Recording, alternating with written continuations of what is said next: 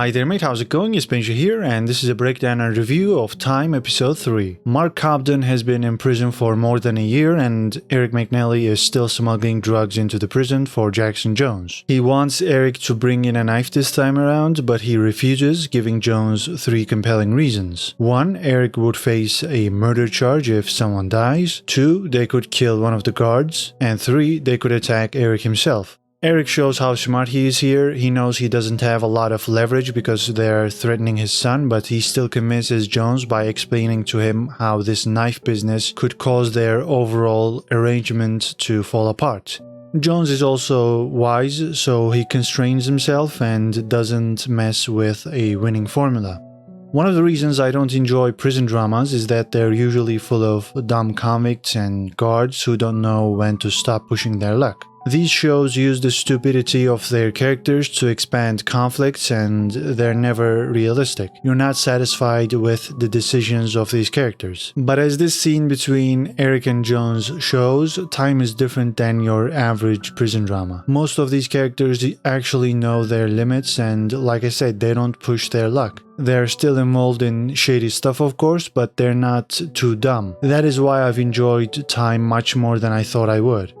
A convict by the name of Brandon Murphy took up a lot of screen time in the finale as well, so let's touch on his story before dealing with the main storylines. Brandon has been in prison since he was 13 because he murdered his best friend. To this day, he hasn't told anybody the reason why, even in his parole hearings. That meant that he's remained behind bars for close to a couple of decades. In his latest parole hearing, we learned that the reason his friend stopped talking to Brandon was that Brandon told him he loved him. And when he couldn't get the response he wanted, Brandon killed his friend. Does Brandon really deserve to spend his entire life in prison for something he did when he was only 13? Even though admittedly he did something as hideous as taking someone's life. That is a question worth asking. Mark finds a phone in his cell, which of course belongs to Daniel. He's been working for Jones for about a year now. Mark follows Kavanaugh's advice and tells Daniel to get rid of the phone, and Daniel says he will do that, which obviously was a lie. You don't dispose of such a valuable item just because your cellmate tells you to. Mark also learns that his father has fallen ill, but he can't find out the details because another convict loses his temper and the alarm is sounded. Mark has to go back to his room and he asks Daniel if the phone is still around, and Daniel says he got rid of it. Later on, Marie-Louise informs Mark that his father has passed away, and soon afterwards Mark gets ready to go to his funeral, but he isn't able to go when the guards search his cell and find Daniel's phone. Here, the show once again displays that context rarely matters when it comes to prison. Rules are more important than common sense, and that's why Mark can't attend his father's funeral. Mark and Marie-Louise conduct a mirror funeral service in prison, so it's not all bad for Mark and he's able to say goodbye to his father, at least in spirit. And it gets quite emotional when we hear what his father thought of Mark and how he handled himself after he committed this horrible crime. He wasn't ashamed of Mark, he was proud of him because he owned up to his mistake. The biggest point of conflict in this episode comes to the surface in the last half an hour, as Mark is chosen to go to a crime and punishment conference on his own. Jones attempts to seize this opportunity and asks Mark to bring in some product for him because Mark owes him. Jones helped Mark with his journal problem in episode 2, and he's calling in his favor.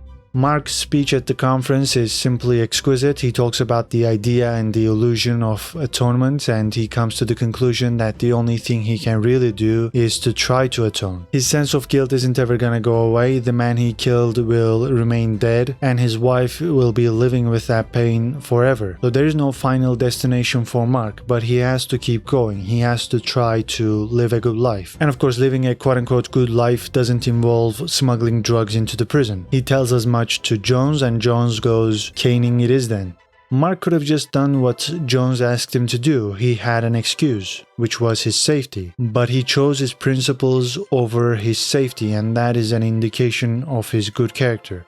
We could turn this around and examine Eric. Why didn't he choose his principles? Well, the answer is simple. He wasn't concerned with his own safety like Mark. No, he had to protect his son. And he continued to protect his son even when he got caught towards the end of the episode. They asked Eric to name names, but he knew doing that would endanger his son's life, so he accepted the fact that he would have to spend years in prison. Put yourselves in his shoes, and I'm sure a lot of you would do the same thing for your children. It's in our nature. We want to protect them, and we don't care if we get hurt in the process. Eric shows how good of a father he is by choosing to protect his son over his principles, while Mark displays how good of a person he is by choosing his principles over his own safety. These lads have both been put in impossible positions by Jones, but they both did the right thing in my opinion. Doing the right thing leads to Jones beating Mark with pool balls, and luckily for him, Kavanagh comes to his rescue. Kavanagh and Mark have become friends after Mark started teaching him how to write, so this good friendship comes into play at this crucial moment. Mark gets released from prison on the day that Eric gets sentenced, and the final scene features Mark and the wife of the man he killed. She's finally prepared to talk to him, and we see the letter Mark wrote to her a couple of years ago, and it is really striking. Eric called it one of the best letters he's ever seen from a comic, and I expected this word salad with complicated sentences, but it just turned out to be Mark saying sorry over and over again. Because that's all there is to say. Fancier words will not make the widow feel any better. So yeah, that letter was a nice touch. The widow is in a somewhat similar situation. While Mark has an overwhelming sense of guilt, she has an overwhelming sense of rage because Mark took away her husband. She knows she can't live like this, but she's not suddenly going to forgive Mark either. That's not how human beings work. Even when we want to do something that our brains tell us we should be doing, our emotions get in the way and they muddy the waters. So the widow is not prepared to let everything go, but she's prepared to try. Just like Mark is trying to atone even though he knows atonement is impossible. I gotta say, they definitely nailed the ending and got me emotional. They made me care about these two main characters, Eric and Mark. Sean Bean and Stephen Graham were excellent, and Sean Bean especially deserves some awards, some BAFTAs for his performance in this show. I kept saying that I don't like prison dramas, and despite that, I think this is one of the best shows of the year so far, and I think it is a series that I will come back to and rewatch because it was an immersive experience thanks to some great acting and a good source material.